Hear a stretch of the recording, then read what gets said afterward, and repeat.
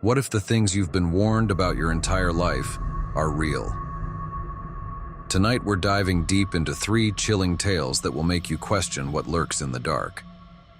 Before we start, here's a question for you. If you had to choose between never seeing your reflection again or constantly hearing eerie whispers, which would it be? Drop your answer below. And while you're pondering that nightmare fuel, don't forget to like, subscribe, and hit the bell so you don't miss the next time I bring your fears to life. The quiet ones. I've always hated the heat. Growing up in Phoenix, Arizona, you'd think I'd be used to it by now, but every summer feels like a punishment. The sun beats down on you like it's trying to smother you. The air dry enough to crack your skin. I thought it couldn't get any worse.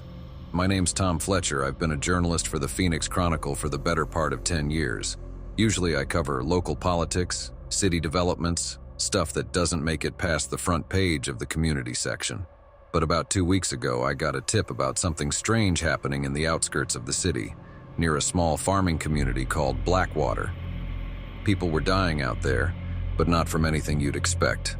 Not dehydration, not heat stroke, something else. The first case was a migrant worker, a man in his mid-30s found dead in the fields with his skin blistered and covered in strange lesions, like he'd been burned from the inside out. The local authorities chalked it up to a freak accident, something to do with pesticides, but the people in Blackwater weren't convinced. And then, it happened again, and again. By the time I got out there, 3 people were dead, all of them with the same grotesque burns on their bodies. The authorities were tight-lipped, which is why I decided to go down there myself and see what was really happening. I arrived in Blackwater just after noon, the sun high in the sky, casting long shadows over the small cluster of houses and farms. The place was quiet. Too quiet. A handful of people lingered outside, their faces pale and drawn, whispering to one another. It didn't take long before I was pointed to a man named Javier, a farm owner whose brother had been one of the first victims.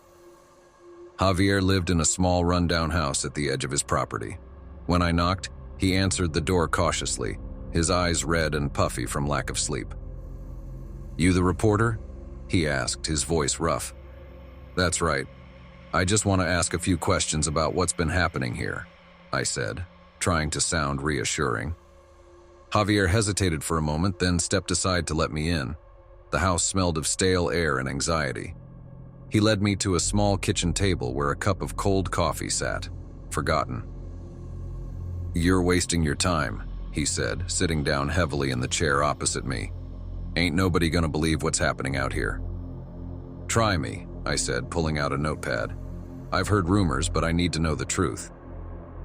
Javier stared at the table for a long moment before speaking. "It's not the heat. It's them." "Them?" I asked, leaning in. He looked up at me, his eyes haunted. "The quiet ones. That's what we call them.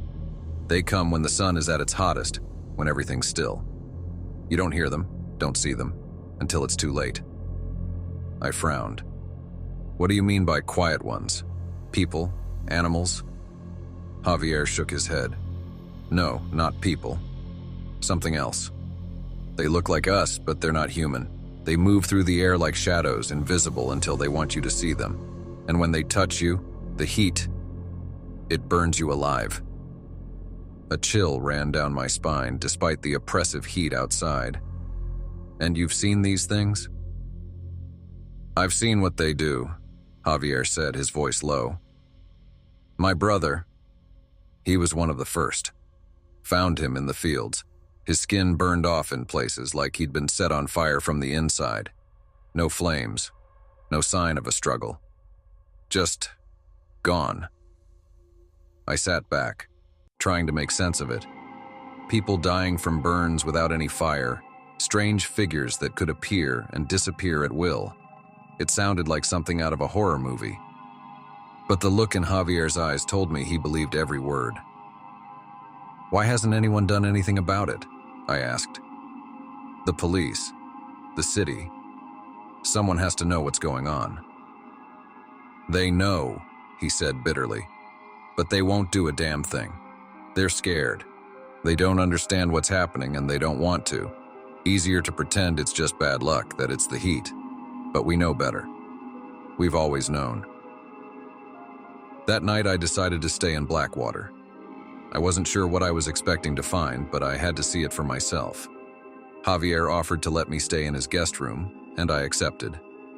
The house was stifling, the air thick with tension. I could tell Javier didn't expect me to last the night. As the sun set, the temperature dropped slightly, but the silence grew heavier. It was the kind of quiet that pressed down on you, making the hairs on the back of your neck stand up. I lay in bed, fully clothed, staring at the ceiling, waiting. Sometime around midnight, I heard it, a faint rustling outside, like dry leaves skittering across the ground. I got up, heart pounding, and looked out the window. The fields were empty, bathed in the pale light of the moon. But something felt wrong. The air had changed, like it was charged with electricity. I grabbed my flashlight and headed outside, making my way through the rows of crops. The rustling grew louder, more insistent, but I couldn't see anything. My breath quickened as I swept the beam of light back and forth, searching for the source of the sound. Then, I saw them. Figures moving through the field. At first I thought they were people, but something was off. They moved too quickly, too fluidly, like shadows slipping between the stalks of corn. And their eyes. When they turned toward me, their eyes glowed with an unnatural light, cold and empty. I backed away, heart racing. The temperature around me spiked, and suddenly I couldn't breathe. The air was scorching, the heat so intense it felt like my skin was blistering. I stumbled, my flashlight flickering as the figures moved closer, their forms shifting, growing taller, darker. I ran. I don't remember how I made it back to the house, but when I slammed the door behind me, I was shaking, drenched in sweat. Javier was waiting for me in the living room, his face pale. "You saw them," he said quietly. I nodded, too terrified to speak.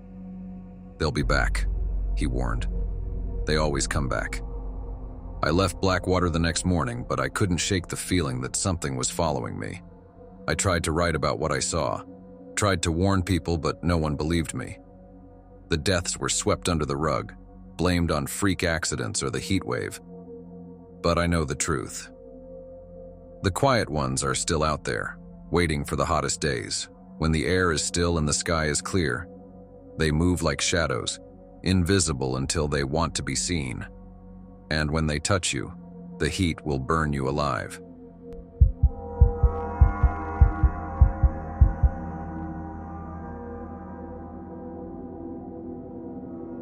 The surgeon's hands.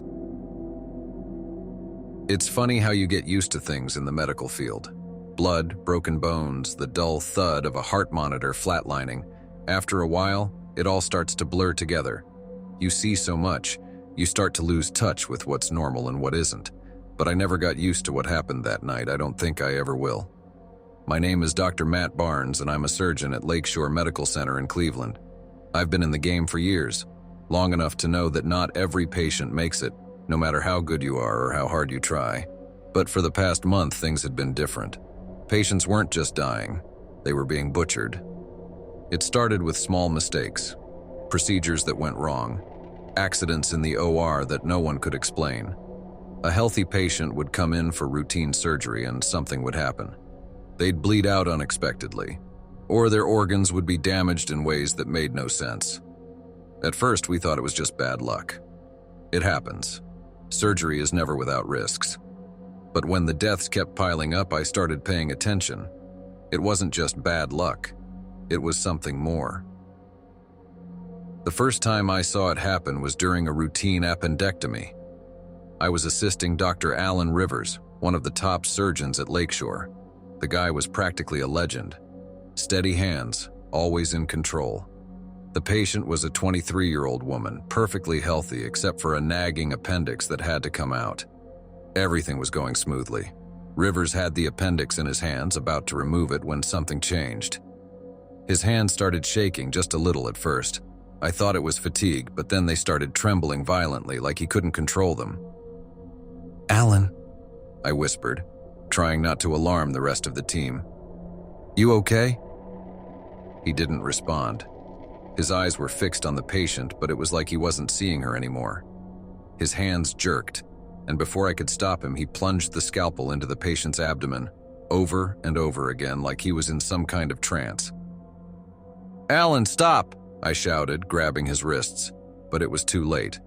Blood sprayed across the sterile white of the operating room. The monitors went haywire as the patient's heart rate flatlined. I pulled him away, but he just stood there staring at his blood-covered hands, his face pale as a ghost. "I didn't mean to. I couldn't stop," he whispered. "We lost her. A perfectly healthy young woman, dead on the table, and I had no idea why." Rivers was suspended after that, pending an investigation. But he wasn't the only one. A few days later, another surgeon, Dr. Kate Melville, lost control during a routine heart surgery. Same thing, shaking hands, eyes glazed over, like something else was driving her. The patient didn't make it. People were starting to talk, rumors spreading through the hospital like wildfire. Some said it was stress. Others thought it was some kind of neurological condition affecting the surgeons. But I knew it wasn't that. It was something darker. One night after another patient death, I was in the locker room changing out of my scrubs when Rivers walked in. He looked awful, gaunt, his eyes bloodshot, like he hadn't slept in days. "You still think about it?" he asked, sitting down on the bench beside me. "Think about what?" "The feeling," he said, his voice barely above a whisper. "When it happened, it wasn't me, Matt. It was like something else was in control, something using me." I looked at him, not sure what to say. "Alan, you just need to rest. We've all been under a lot of pressure lately." He shook his head. "No, it's not stress. It's not me. It's this place." He paused, his hands trembling again. "The operating room. There's something in there." I didn't know what to say, but his words stuck with me. The way he described it, it wasn't just an accident. It was like something had taken over him, forcing him to do things he didn't want to do. A week later, I found myself back in the OR, prepping for surgery. The patient was a middle-aged man, in for a simple gallbladder removal. It should have been routine. But the moment I picked up the scalpel, I felt it. A tingling in my fingers, like an electrical current running through my hands. My grip tightened involuntarily and I froze. The same tremor I'd seen in Rivers and Melville was creeping into my hands, the scalpel shaking in my grip. I tried to focus, to push through it, but the shaking got worse. My mind was screaming at me to stop, but my body wasn't listening. I raised the scalpel, my heart pounding in my chest. And then I heard the whisper. It was faint, just below the hum of the machines, like someone was standing behind me, murmuring in my ear. The words were garbled, impossible to understand, but the intent was clear. It was telling me to cut, to kill. I fought against it, my hands trembling violently as I tried to control them. The room spun around me, the lights too bright, the sound of the monitors growing louder and louder. I could feel the scalpel pressing down on the patient's skin, just a fraction away from making the first incision when I finally snapped out of it. With all the strength I had, I dropped the scalpel, stepping back from the table. The operating room fell silent. I called off the surgery, claiming fatigue, but I knew what had happened. The same thing that had taken over Rivers and Melville had tried to take me too. I couldn't explain it, but I knew the hospital was hiding something. Something that was infecting the surgeons, making them do things they'd never do on their own. That night, I went to the hospital records room, digging through old files, looking for anything that could explain what was happening. That's when I found it. Years ago, before the hospital was built, the land it stood on had been home to an old surgical facility, a place where experimental procedures had been conducted. The facility had been shut down after a series of mysterious deaths. Surgeons had reported hearing voices, feeling compelled to perform horrific surgeries on their patients. The records were incomplete, But there was one name that kept coming up: Dr. Isaac Porter, the head surgeon of the old facility. According to the reports, Porter had become obsessed with his work, convinced that he could perfect the human body through surgery. He had performed dozens of unauthorized operations before he was finally stopped, killed in a fire that had destroyed the facility. But something told me that Porter wasn't gone, not completely. The next day I went to the OR where the incidents had occurred. I stood in the middle of the room staring at the walls, the equipment, the sterile lights overhead. Everything was in its place, perfectly normal, but I could feel it, the presence. It was there, lurking just below the surface, waiting for the next victim. I closed my eyes and listened, and there it was. The whisper. It wasn't just in my head. It was real, seeping through the walls, through the machines, through the very air of the hospital. A voice from the past, still trying to continue its work, still trying to cut. I left the hospital that day and never came back. I knew I couldn't stay there, not with whatever was inside that place, whatever had taken over the surgeons. I don't know if it was Dr. Porter's spirit or something worse, but I wasn't going to stick around to find out. Now, every time I see a scalpel, every time I hear the faint hum of hospital machines, I think about that whisper. I think about the hands that almost weren't my own. And I wonder if it's still there, waiting for the next surgeon to pick up the blade.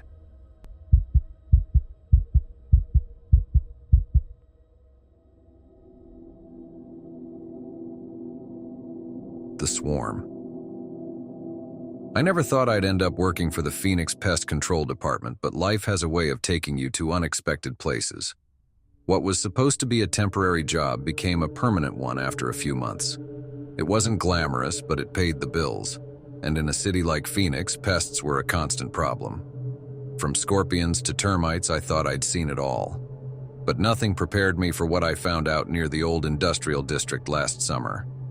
My name is Dean Turner, and I'm an exterminator. I've been in the business long enough to know that no infestation is ever as simple as it seems. But the one that started on August 12th? That was something else. It was a blistering hot afternoon when I got the call. A woman named Janice Pruitt reported what she described as a serious insect problem at a small warehouse on the outskirts of Phoenix. The place had been abandoned for years, but recently someone had purchased the building with plans to convert it into storage units. They'd sent her in to inspect the property, but she hadn't made it past the front door. They were everywhere, Janice had said over the phone, her voice trembling. Hundreds of them. I couldn't get inside. I shrugged it off. People always exaggerate when it comes to bugs. Maybe it was a termite nest, maybe a bad roach infestation. Nothing I hadn't handled before. When I arrived at the warehouse, I immediately knew something was off. The building sat at the end of a long, dusty road, surrounded by overgrown weeds and crumbling asphalt. But what caught my attention wasn't the building itself. It was the sound. A low, constant hum like the distant drone of machinery, but more organic, like the buzzing of wings. I grabbed my gear from the truck and walked toward the entrance. The air was thick, the kind of heat that made everything shimmer and feel heavier than it should. As I got closer, I noticed something odd. The ground was moving. It wasn't dirt, but a carpet of insects, tiny black beetles crawling in waves toward the building. Great, I muttered to myself. Just what I needed. Beetles. I pulled on my gloves and mask, then opened the door. Inside, the hum grew louder, almost deafening. The warehouse was massive, dimly lit by a few broken windows high on the walls. And as my eyes adjusted to the darkness, I saw it. The walls, the floor, the ceiling. Everything was moving. Thousands of beetles, maybe millions, crawling in and out of every crack, every crevice, covering the walls like a living, breathing organism. It was as if the building itself had come alive. I'd seen infestations before, but nothing like this. It was almost like the insects had taken over, like they were claiming the warehouse as their own. I stepped further inside, my boots crunching on the beetle-covered floor. As I made my way toward the center of the room, I noticed something strange. Amidst the constant scuttling, there was a pattern. The beetles weren't just randomly swarming, they were moving in organized lines, flowing toward the far end of the warehouse like a living river. I followed the trail. At the far wall, I found the source. There was a massive hole about 6 feet across, where the concrete floor had caved in. The beetles were pouring out of it like water from a broken dam, flooding the warehouse with their numbers. The hum was so loud now that I could barely hear myself think, a constant drone that seemed to vibrate in my skull. I kneeled down by the edge of the hole and shined my flashlight into the darkness below. The light barely penetrated the gloom, but what I saw made my stomach drop. There were more tunnels twisting and winding through the earth beneath the warehouse, like the burrows of some massive insect hive. And deeper in the tunnels, something moved, something large. Suddenly, the beetles began to surge, crawling over my boots, up my legs, frantically swarming toward the surface as if something had disturbed them. I scrambled back, trying to shake them off. But before I could retreat, a figure emerged from the shadows of the tunnel. It was a man, tall, gaunt, with skin as pale as the belly of a fish. He wore tattered clothes that hung off his frame like rags, and his eyes were wild, darting around the room as if searching for something. "You shouldn't be here?" His voice barely audible over the buzzing swarm. I stood frozen, staring at him in disbelief. "Who the hell are you?" He didn't answer. Instead, he reached into the hole, his hands disappearing into the darkness. When he pulled them out, they were covered in beetles, crawling up his arms, slipping into his sleeves, wriggling under his clothes. "I was here before they came," he whispered, his eyes locking onto mine. "But now they're part of me." I took a step back, my heart racing. "What are you talking about? Who are they?" He didn't respond. Instead, he smiled, a wide, unnatural grin that stretched across his face like a mask. "You'll see," he said, and then, without warning, he leaped back into the tunnel, disappearing into the darkness below. I ran out of the warehouse, my mind spinning. Whatever that was, it wasn't normal. I knew I had to report it, had to let someone know. But before I could make it to the truck, the ground trembled beneath my feet. I stopped, turning back to the warehouse. The hum had grown louder, deeper, almost a roar now. And then slowly the walls began to buckle. The concrete cracked, splitting like the shell of an egg, and the roof sagged as the building began to collapse in on itself. The beetles poured out in waves, fleeing the sinking structure. But something else was coming, something bigger. The man's words echoed in my mind. "They're part of me." And I realized too late what he had meant. From the rubble, a massive shape began to emerge. It wasn't a man, or even an animal. It was something far worse, an amalgamation of thousands of beetles, all moving as one, forming a grotesque, shifting mass that pulsed with life. I didn't wait to see more. I jumped into the truck, slammed the door, and sped away, the tires kicking up dust and beetles as I tore down the road. I never went back to the warehouse. When the city inspectors arrived, they found nothing but rubble. No sign of the man, no tunnels, no beetles. Just a collapsed building and a vague report of an infestation that had been dealt with. But I know better. I know what I saw. Sometimes, when I'm lying in bed at night, I still hear the hum. Faint, but there. A constant, low buzzing, just under the surface of everything. I can't shake the feeling that the beetles are still out there, burrowing deeper, spreading beneath the city, waiting. And I wonder how long it'll be before they come back, before they come for me.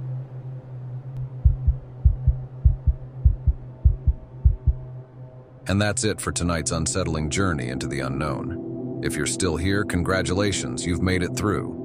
But just remember, these stories might be over, but the shadows, they never truly leave. So, which will it be? No reflection or constant whispers?